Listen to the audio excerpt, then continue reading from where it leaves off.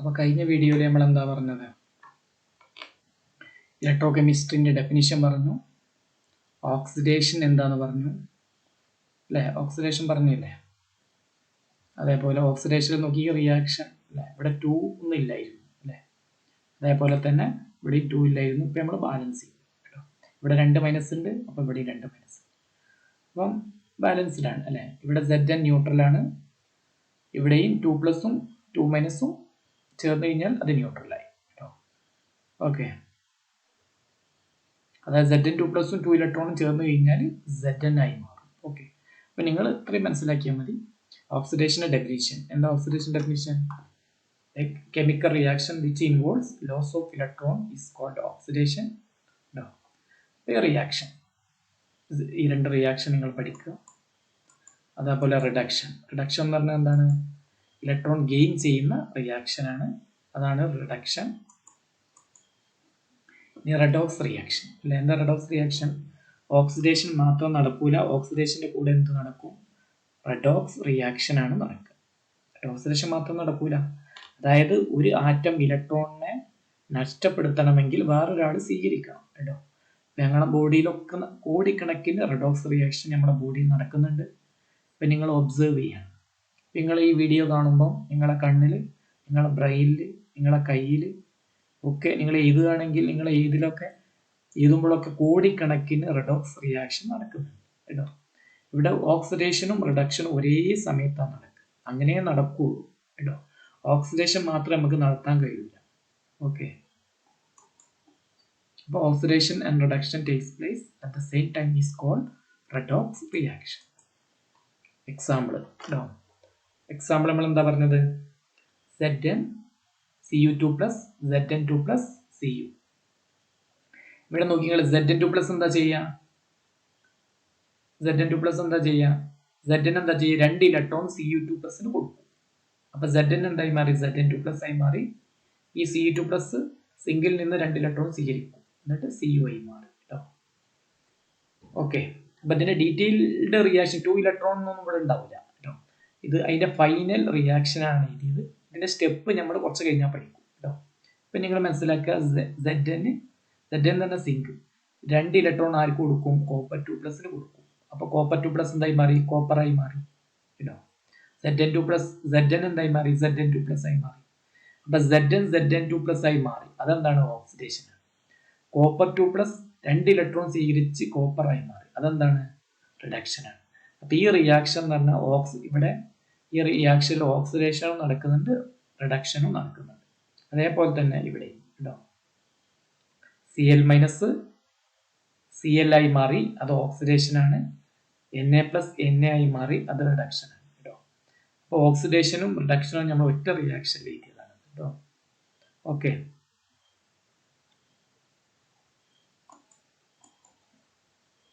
ഇനി കണ്ടക്ടർ. എന്താണ് കണ്ടക്ടർ? എന്താണ് കണ്ടക്ടർ എന്ന് പറഞ്ഞാൽ നിങ്ങളൊക്കെ കേട്ടിട്ടില്ലേ?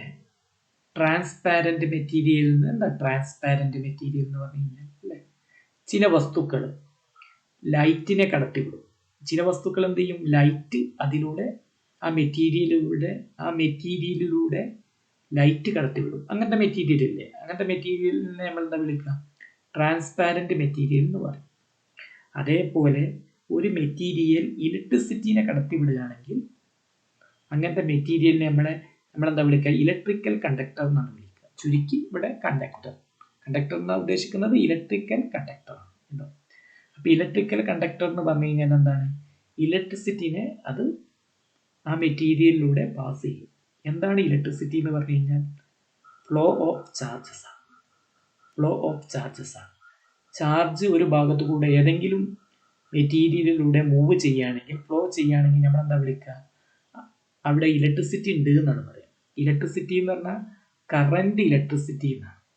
കറന്റ് പറഞ്ഞാൽ ഫ്ലോ, ഇലക്ട്രിസിറ്റി എന്ന് പറഞ്ഞു കഴിഞ്ഞാൽ ചാർജ് അല്ലേ? ഇലക്ട്രിസിറ്റി എന്ന് പറഞ്ഞാൽ ശരിക്കും എന്താണ്? കറന്റ് ഇലക്ട്രിസിറ്റിക്ക് നമ്മൾ ചുരുക്കി ഇലക്ട്രിസിറ്റി എന്ന് പറയും. കറന്റ് പറഞ്ഞാൽ ഫ്ലോ, ഇലക്ട്രിസിറ്റി പറഞ്ഞാൽ ചാർജ്. അപ്പം ഫ്ലോ ഓഫ് ചാർജസ് ആണെന്ത്? ഇലക്ട്രിസിറ്റി അല്ലെങ്കിൽ കറന്റ് ഇലക്ട്രിസിറ്റി എന്ന് പറയുന്നത് കേട്ടോ. അപ്പോൾ ഒരു മെറ്റീരിയലിലൂടെ ചാർജ് ഫ്ലോ ചെയ്യുകയാണെങ്കിൽ നമ്മൾ പറയും ഇലക്ട്രിസിറ്റി ഉണ്ട്. ഇലക്ട്രിസിറ്റിനെ അത് കടത്തിവിടുന്നു എന്ന് പറയും, അല്ലെങ്കിൽ അതിലൂടെ ഫ്ലോ ചെയ്യുന്നു എന്ന് പറയും. ഓക്കെ, അങ്ങനെ ഇലക്ട്രിസിറ്റിനെ കടത്തിവിടുന്ന മെറ്റീരിയൽസിനെ നമ്മൾ എന്താ വിളിക്കുക? കണ്ടക്ടർ എന്നാണ് വിളിക്കുക. Okay, a substance which pass electricity through it is called conductor. ഇപ്പം നമ്മളൊരു കോപ്പർ വയർ എടുക്കുക, അതിൻ്റെ ഒരു എൻഡിൽ ഒരു സെല്ലിൻ്റെ പോസിറ്റീവ് കണക്ട് ചെയ്യാം, മറ്റേ എൻഡിൽ നെഗറ്റീവും കണക്ട് ചെയ്യാം. അപ്പം എന്താ സംഭവിക്കുക? സെല്ലിൽ നിന്ന് ഇലക്ട്രോൺ, സെല്ലിൻ്റെ നെഗറ്റീവ് ടെർമിനലിൽ നിന്ന് ഇലക്ട്രോൺ കോപ്പർ വയറിലൂടെ പോയി എവിടെ എത്തും? സെല്ലിൻ്റെ പോസിറ്റീവിലെത്തും. അപ്പോൾ സെല്ലിൽ നിന്ന് നെഗറ്റീവ് ചാർജ് മൂവ് ചെയ്യും. മൂവ് ചെയ്യുന്നതിനാണ് നമ്മളെന്ത് വിളിക്കുക? ഇലക്ട്രിസിറ്റി എന്ന് പറയും. എന്നിട്ട് ആ ഇലക്ട്രോൺ കോപ്പർ വയറിലൂടെ ഇങ്ങനെ മൂവ് ചെയ്യും. അപ്പോൾ എന്ത് ചെയ്യും? കോപ്പർ വയറിൽ എന്തുണ്ടാവും? ഇലക്ട്രിസിറ്റി ഉണ്ടാവും. കാരണം കോപ്പർ വയറിലൂടെ ചാർജ് മൂവ് ചെയ്യുന്നുണ്ട്. അങ്ങനെ ചാർജ് മൂവ് ചെയ്യുന്നതിനെ നമ്മൾ എന്ത് വിളിക്കുക? ഇലക്ട്രിസിറ്റി എന്ന്. അപ്പം കോപ്പർ വയറിൽ നോക്കിക്കഴിഞ്ഞാൽ നമുക്ക് മനസ്സിലാവും, കോപ്പർ വയറിൽ എന്തുണ്ടാവും? ഫ്ലോ ഓഫ് ചാർജ് ഉണ്ടാവും. അത് നമുക്ക് എത്രത്തോളം ഉണ്ട് എന്നൊക്കെ നമുക്ക് വോൾട്ട്മീറ്റർ ഉപയോഗിച്ചിട്ട് നമുക്ക് മെഷർ ചെയ്യാൻ പറ്റും, അല്ലെങ്കിൽ ആ മീറ്റർ ഉപയോഗിച്ചിട്ട് എത്ര കറണ്ട് ഫ്ലോ ചെയ്തെന്ന് നമുക്ക് മനസ്സിലാക്കാൻ പറ്റും. ഓക്കെ, ഇപ്പോൾ എക്സാമ്പിൾ ഓൾ മെറ്റൽസ്, അതേപോലെ all acids and bases, all aqueous and molten salts, graphite. എല്ലാ മെറ്റലും എന്ത് ചെയ്യും? കണ്ടക്ടറാണ്. അതിലൂടെ ഇലക്ട്രിസിറ്റി അല്ലെങ്കിൽ ചാർജ് ഫ്ലോ ചെയ്യും. അതേപോലെ എല്ലാ ആസിഡും ബേസസും എന്താണ്? കണ്ടക്ടറാണ്. അതേപോലെ ഓൾ അക്വസ്, അക്വസ് എന്ന് പറഞ്ഞു കഴിഞ്ഞാൽ എന്താണ്? വെള്ളം. വെള്ളത്തിൽ അക്വസ് സാൾട്ട് അല്ലെങ്കിൽ molten salt. Sodium chloride, sodium chloride എന്ന് പറഞ്ഞാൽ സോളിഡ് ആയിട്ടുള്ള ഒരു സാധനം. അത് ഇലക്ട്രിസിറ്റിനെ ഫ്ലോ ചെയ്യിപ്പിക്കൂല. കാരണം സോളിഡ് സ്റ്റേറ്റിൽ Na+ഉം സോഡിയം ക്ലോറൈഡിൽ എന്താണുള്ളത്? Na+ ഉണ്ട്, Cl-. ഈ Na+ഉം Cl- സോളിഡ് സോഡിയം ക്ലോറൈഡിൽ അതിൽ ഇലക്ട്രിസിറ്റി കൊടുത്തു കഴിഞ്ഞാൽ Na+നോ Cl- മൂവ് ചെയ്യാൻ പറ്റില്ല. കാരണം സോളിഡ് സോഡിയം ക്ലോറൈഡിൽ സോഡിയവും ക്ലോറിനും വളരെ അടുത്താണ്, ക്ലോസ്ലി പാക്ക്ഡ് ആണ്. പക്ഷേ ഉപ്പ് നിങ്ങൾ വെള്ളത്തിലിട്ട് കഴിഞ്ഞാൽ വെള്ളത്തിൽ എന്തുണ്ടാവും? NaCl ഉണ്ടാവും. NaCl എന്താണുള്ളത്? അതൊരു അയോണിക് കോമ്പൗണ്ട് ആണ്. അതായത് Na+ഉം Cl- ഉണ്ടാവും. പക്ഷെ വെള്ളത്തിൽ നിന്ന് ഈ ഉപ്പ് വെള്ളത്തിലോട്ട് നമ്മൾ ഇലക്ട്രിസിറ്റി കൊടുക്കുകയാണെങ്കിൽ ഉപ്പ് വെള്ളത്തിൽ Na+ എന്ത് ചെയ്യും? മൂവ് ചെയ്യും. അതേപോലെ Cl- മൂവ് ചെയ്യും. അതുകൊണ്ട് ഉപ്പ് വെള്ളം എന്താണ്? ഉപ്പ് വെള്ളം എന്ന് പറഞ്ഞാൽ ഒരു അക്വസ് സോൾട്ട് ആണ്. അതുകൊണ്ട് അത് ഇലക്ട്രിസിറ്റിനെ കടത്തിവിടും. അതേപോലെ മോൾട്ടൺ സോൾട്ട്, ഉപ്പിനെ ഉരുക്കുക, സോഡിയം ക്ലോറൈഡ് എന്ത് ചെയ്യുക? മെൽറ്റ് ചെയ്യിപ്പിക്കുക, ചൂടാക്കുക, എന്നിട്ട് മെൽറ്റ് ചെയ്യിപ്പിക്കുക. എന്നിട്ട് നിങ്ങൾ ഇലക്ട്രിസിറ്റി കൊടുത്തു കഴിഞ്ഞാൽ, അതായത് ബാറ്ററിന്റെ പോസിറ്റീവ് നെഗറ്റീവും sodium chloride, molten sodium chloride, അതായത് ഉരുകിയ സോഡിയം ക്ലോറൈഡിന് കൊടുക്കുകയാണെങ്കിൽ അതിലൂടെ ഇലക്ട്രിസിറ്റി ഫ്ലോ ചെയ്യും. അതേപോലെ ഗ്രാഫൈറ്റ് എന്താണ്? ഇലക്ട്രിസിറ്റിനെ ഫ്ലോ ചെയ്യിപ്പിക്കും. ഇനി ഇലക്ട്രിസിറ്റിനെ ഫ്ലോ ചെയ്യിപ്പിക്കാത്ത സബ്സ്റ്റൻസ് ഉണ്ട്. അതിലൂടെ ഇലക്ട്രിസിറ്റി അല്ലെങ്കിൽ ചാർജിന്റെ ഫ്ലോ ഉണ്ടാവില്ല. അങ്ങനത്തെ മെറ്റീരിയൽസിനെ നമ്മൾ എന്താ വിളിക്കുക? Insulator. A substance which does not pass electricity through it is called insulator. Example എന്താണ്? Wood, plastic, rubber. ഓക്കെ, അപ്പം ഇലക്ട്രിസിറ്റി പാസ് ചെയ്യുന്ന a substance which pass electricity through it is called conductor. Electricity pass ചെയ്യുന്ന സബ്സ്റ്റൻസിനെ നമ്മൾ conductor എന്ന് വിളിക്കും.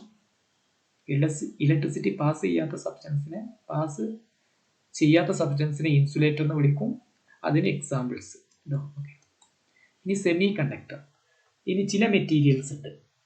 ഇപ്പം conductor എന്ന് പറഞ്ഞു കഴിഞ്ഞാൽ അതിൽ നല്ലപോലെ ഇലക്ട്രിസിറ്റിനെ പാസ് ചെയ്യുന്ന സബ്സ്റ്റൻസ് ആണ് കണ്ടക്ടർ. ഇൻസുലേറ്റർ എന്ന് പറഞ്ഞാലോ എന്ത് ചെയ്യില്ല? ഇലക്ട്രിസിറ്റി അതിലൂടെ ഫ്ലോ ചെയ്യാൻ പറ്റൂല. അതാണ് ഇൻസുലേറ്റർ. ഇനി കുറച്ച ചാർജ് മൂവ് ചെയ്യിപ്പിക്കുന്ന സബ്സ്റ്റൻസ് ഉണ്ട്. അതിനെ നമ്മൾ സെമി കണ്ടക്ടർ എന്നാണ് വിളിക്കുക. Okay, a substance whose electrical conductivity falls between that of conductor and insulator. കണ്ടക്ടറിന്റെയും ഇൻസുലേറ്ററിന്റെയും ഇടയിൽ ഇലക്ട്രിക്കൽ കണ്ടക്ടിവിറ്റി ഉള്ള സബ്സ്റ്റൻസിനെ വിളിക്കുന്ന പേരാണ് semi conductor. A substance whose electrical conductivity falls between that of conductor and insulator. അതിന്റെ ഇലക്ട്രിക്കൽ കണ്ടക്ടിവിറ്റി എന്തിന്റെ ഇടയിലാണ് വരിക?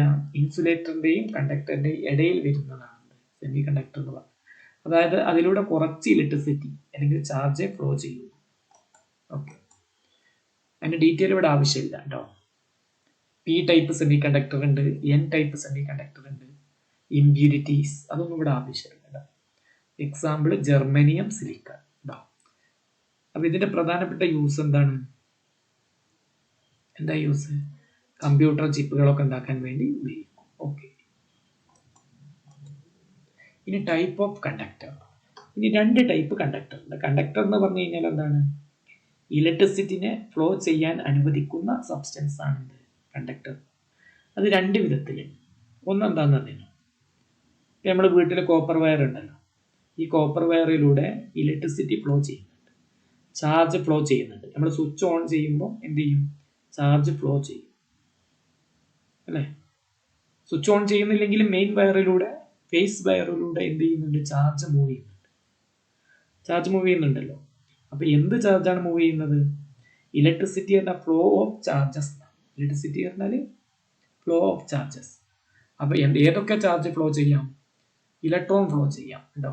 അപ്പൊ ഇലക്ട്രോൺ ഫ്ലോ ചെയ്യുകയാണെങ്കിൽ അങ്ങനത്തെ കണ്ടക്ടറിനെ നമ്മൾ വിളിക്കുന്ന പേര് മെറ്റാലിക് കണ്ടക്ടർ എന്നാണ് കേട്ടോ.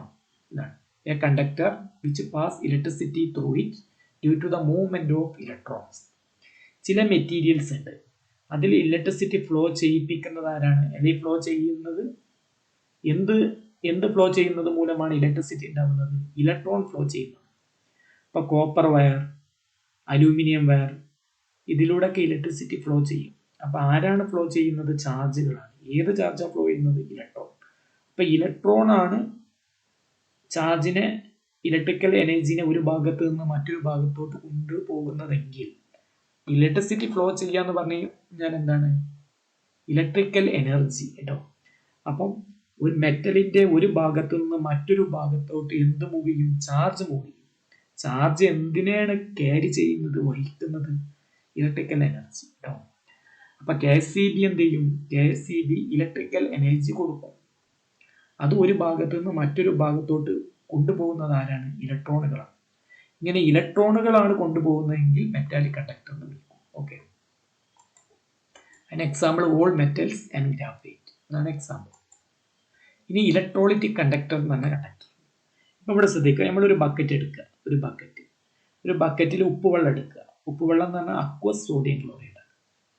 ഞാൻ പറഞ്ഞില്ലേ, solid sodium chloride electricity conduct ചെയ്യില്ല, കാരണം അതിലെ അയോണുകൾക്ക് മൂവ്മെന്റ് ഇല്ല. പക്ഷെ വെള്ളത്തിൽ ഇട്ട് കഴിഞ്ഞാൽ ഇലക്ട്രിസിറ്റി കൊടുത്തു കഴിഞ്ഞാൽ Na+നും Cl- അയോണും മൂവ് ചെയ്യാൻ പറ്റും കേട്ടോ. എല്ലാ അയോണിക് കോമ്പൗണ്ടും സോളിഡ് സ്റ്റേറ്റിൽ ഇലക്ട്രിസിറ്റി കണ്ടക്ട് ചെയ്യും. കാരണം എന്താണ്? അയോണിന് മൂവ്മെന്റ് ഇല്ല, കാരണം അയോണുകൾ അടുത്തായിരിക്കും. പക്ഷെ വെള്ളത്തിലിടുക അല്ലെങ്കിൽ മെൽറ്റ് ചെയ്ത് കഴിഞ്ഞാൽ അയോണുകൾ എന്ത് ചെയ്യും? അയോണുകൾക്ക് പെട്ടെന്ന് മൂവ് ചെയ്യാൻ പറ്റും കേട്ടോ. അപ്പം ഇലക്ട്രോണിക് കണ്ടക്ടർ എന്ന് പറഞ്ഞു കഴിഞ്ഞാൽ എന്താണ്? നമ്മൾ സോഡിയം ക്ലോറൈഡ് എടുക്കുക, അക്വസോ മോൾട്ടനോ, എന്നിട്ട് അതിലൂടെ ഇലക്ട്രിസിറ്റി പാസ് ചെയ്ത് കഴിഞ്ഞാൽ എന്ത് ചെയ്യും? ഇലക്ട്രിസിറ്റി കൊടുത്തു കഴിഞ്ഞാൽ അതിലൂടെ സോഡിയം ക്ലോറൈഡിലൂടെ ഇലക്ട്രിസിറ്റി ഫ്ലോ ചെയ്യും. അപ്പൊ ആരാണ് ഫ്ലോ ചെയ്യിപ്പിക്കുന്നത്? ഇലക്ട്രോണുകളല്ല. അപ്പൊ നമ്മൾ എന്ത് ചെയ്യുക? ഒരു സെല്ലെടുത്തിട്ട് സെല്ലിന്റെ നെഗറ്റീവിൽ ഒരു കോപ്പർ വയർ കൊടുക്കുക, അതേപോലെ പോസിറ്റീവിലും ഒരു കോപ്പർ വയർ കൊടുക്കുക. എന്നിട്ട് എന്ത് ചെയ്യുക? ആ നെഗറ്റീവ് കോപ്പർ വയർ ഇല്ലേ, സെല്ലിന്റെ നെഗറ്റീവ് കണക്ട് ചെയ്ത കോപ്പർ വയർ സോഡിയം ക്ലോറൈഡിന്റെ ഒരു ഭാഗത്ത് വെക്കുക കേട്ടോ. ഒരു ഭാഗത്ത് നമുക്ക് നേരിട്ട് വെക്കാൻ പറ്റൂല. അപ്പൊ നമ്മൾ എന്ത് ചെയ്യും? ഒരു ബക്കറ്റിൽ സോഡിയം ക്ലോറൈഡ് എടുക്കും. അത് എടുത്താൽ മാത്രം പോരാ, അതിൽ നമ്മൾ 2 കമ്പികൾ വെക്കും, റോഡുകൾ എന്നാണ്, 2 ഷീറ്റുകൾ, അതായത് 2 ഗ്രാഫൈറ്റ് റോഡുകൾ വെക്കും 2 ഭാഗത്തും കേട്ടോ. എന്നിട്ട് സെല്ലിന്റെ ഒരു ഭാഗം, നെഗറ്റീവ് ഭാഗം ഗ്രാഫൈറ്റ് നമ്മൾ വെക്കും. എന്നിട്ട് ആ ഗ്രാഫൈറ്റ് എവിടെ? ബക്കറ്റിൽ വെക്കും. അതേപോലെ തന്നെ സെല്ലിന്റെ പോസിറ്റീവ് കണക്ട് ചെയ്ത കോപ്പർ വയർ ബക്കറ്റിന്റെ വേറൊരു സൈഡിൽ നമ്മൾ എന്ത് ചെയ്യും? ഒരു ഗ്രാഫൈറ്റ് വെക്കും, അയിമേല് കണക്ട് ചെയ്യും. അപ്പൊ കണക്ട് ചെയ്യുമ്പോൾ നമുക്ക് കാണാൻ പറ്റുന്നത് എന്താണ്? ഈ വയറിലൂടെ, ഈ സോഡിയം ക്ലോറൈഡിലൂടെ ഇലക്ട്രിസിറ്റി ഫ്ലോ ചെയ്യുന്നത് നമുക്ക് കാണാൻ പറ്റും കേട്ടോ. അപ്പം കാണാൻ പറ്റുന്നത് എന്തുകൊണ്ടാണ്? ഈ സോഡിയം ക്ലോറൈഡ് ഇലക്ട്രിസിറ്റിനെ ഫ്ലോ ചെയ്യിപ്പിക്കുന്നു എന്നാണ് എൻ്റെ അർത്ഥം കേട്ടോ. അതിന്റെ ഡീറ്റെയിൽ ഇപ്പൊ നമുക്ക് ഇവിടെ ആവശ്യമില്ല, അത് പിന്നീട് പറയും. ഓക്കെ, അങ്ങനത്തെ കണ്ടക്ടറിനെയാണ് ഇലക്ട്രോളിറ്റിക് കണ്ടക്ടർ എന്നാണ് പറയുന്നത്. ബാക്കി അടുത്ത വീഡിയോ.